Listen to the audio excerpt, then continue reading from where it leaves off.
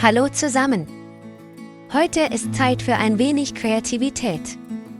Ich teile mit euch 5 Ideen, wie man den Tisch dekorieren kann, und zwar nur mit dem, was man bereits zu Hause hat. Ich liebe diesen Ansatz für seine Einfachheit und das tolle Ergebnis. Vielen Dank an alle, die meinen Kanal abonnieren und ein Like dalasst, das motiviert mich sehr. Viel Spaß beim Zuschauen!